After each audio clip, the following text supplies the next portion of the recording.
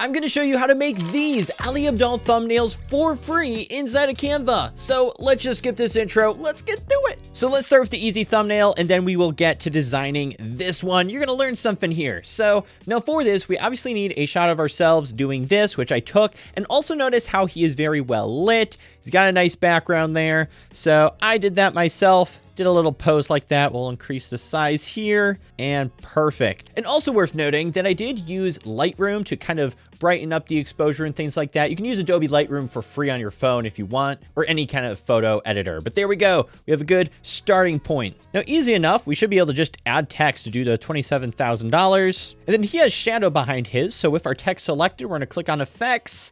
And boom, we've got shadow here. I'm going to switch that to a black shadow. And then I like to just crank everything. Boom, boom.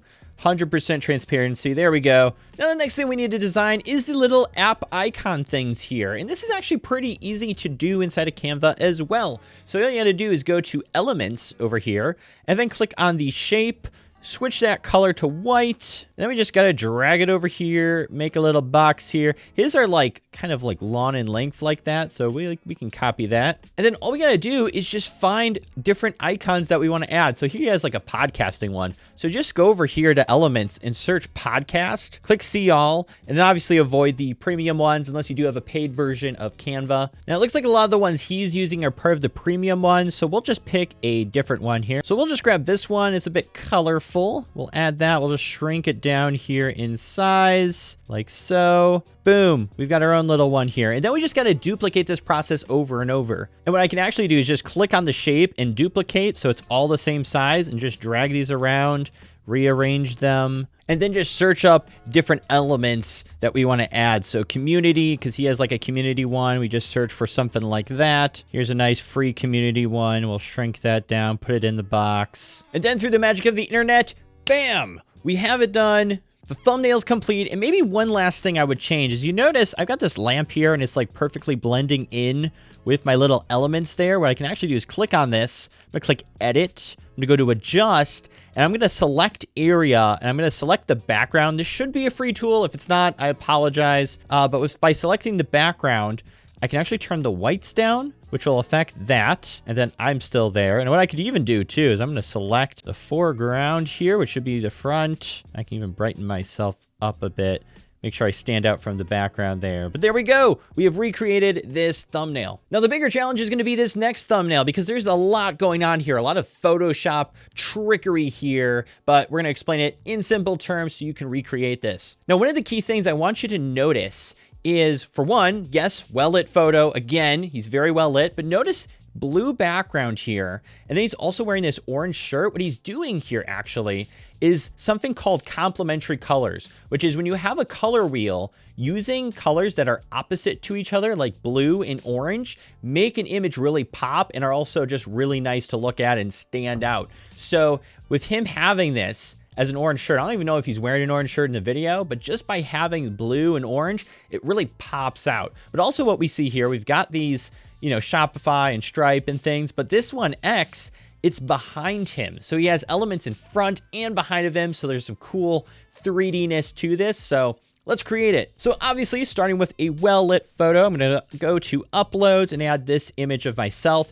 You'll also notice I turned off the blue background behind me just so I can't cheat and just have the blue LED lights. Obviously, if you have those, use them when you're taking photos, but we're gonna not cheat this. Now, the next thing we need to do is remove the background from our photo and add it on top of this current photo. And you may be wondering why. I'll understand more as we get deeper into it, but basically what it's gonna allow us to do is color our background blue, just like he has behind him, but then also be able to add this depth here. So to do this, if you are on a free budget, you're gonna wanna go to the Adobe free background remover, upload your photo here and remove it. Otherwise, if you have Canva Pro, you can just click on the image. We can resize it to the exact spot where our other image is, and then just click background remover. It's going to go ahead and do that same thing. And so now what we have, it looks like just nothing happened here, but we have a duplicate of ourselves right on top of ourselves. So now what we can do, we're going to trim the sides here like so. And now what we can do is select the background photo. We can click edit. We can click adjust. And because we have an image on top of an image, we are only adjusting the background, which means if we tint this to blue, just the color temperature, look, we've made it blue, just like his background. His might be a little bit more vibrant, but we can always turn up the saturation and make our blue more poppy. And then we can also turn the brightness down a bit, give it a darker blue haze. See how that looks? Boom, we're getting that same kind of effect here.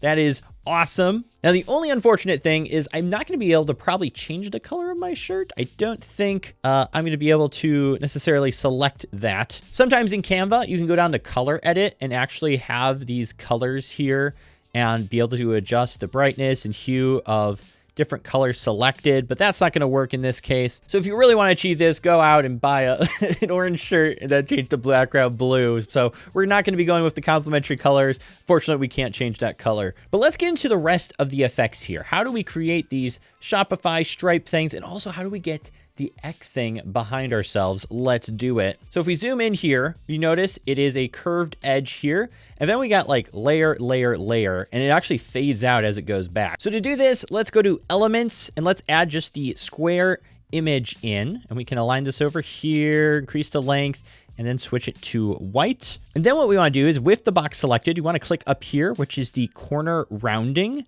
we just want to turn it on a little bit. And we'll actually zoom in here, move this down a bit, just so we can get a close up and see how much roundness we are going to need to effectively sell this. That looks about right. It's a very slight curve there, and I think that's looking pretty good. Now, one issue I've bumped into with making this is if you look at Ali Abdaal's here, there is shadow going down onto the next one, and then to the next one, and this one's kind of transparent, but the shadow goes down from this element, and then this one goes down, this one goes down, and for us, we don't have shadow. And if you look, even if I add these underneath, like they blend in perfectly because they're the same color. So we need to add shadow, but the thing with Canva is there is no shadow for shapes. There's no way to just like click the shadow button like you would with a photo where you can click edit and add the shadow. So how do we work around this? So the thing we have to do is you have to go to elements and you want to search shadow, and you'll actually notice in graphics, there's actually a few different shadows that you can add.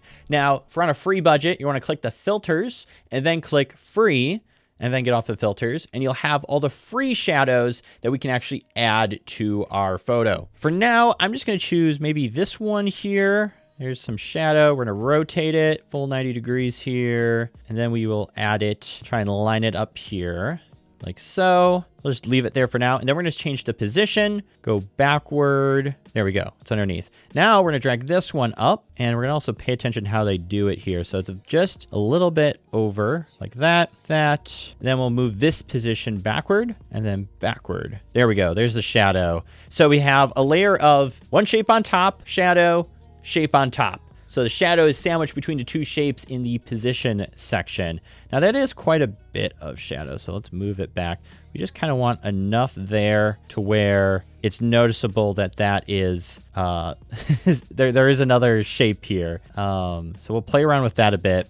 And then also let's duplicate this because there's one more layer we need. Duplicate, drag this down, and we have a third layer here like that. And then this is going to go backward behind all of that. And this is going to be more transparent, starting to fall off. Yeah, like a 60% there. And I'm just taking some time here to rearrange these. If this seems like a lot of work, don't worry. We're about to copy and paste so we can do it for the rest of them. All right, and I think that's looking pretty good for right now. And what we want to do probably next is add in some of this information here. So we have a bunch of logos here, like official logos. How do you get official logos into Canva? Well, here is my, for entertainment purposes only, advice that you should not take as professional advice. Is you can just grab the image from Google and add it in. So for something like PayPal, I'd go and search PayPal PNG and then go to images. And you'll know if it's a real PNG when you click on it. If it disappears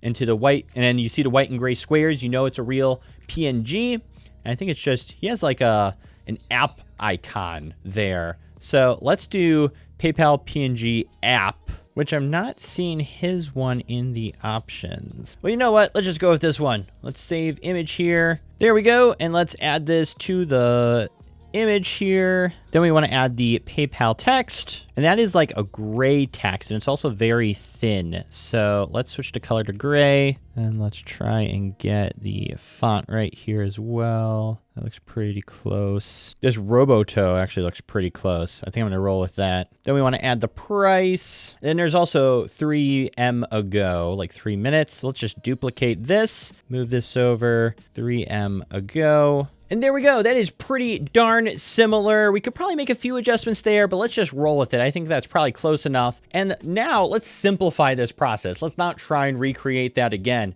So for what I'm going to do is just move myself over for a second, unselect, and then I'm going to select all of these elements, Command copy or Control copy on a keyboard.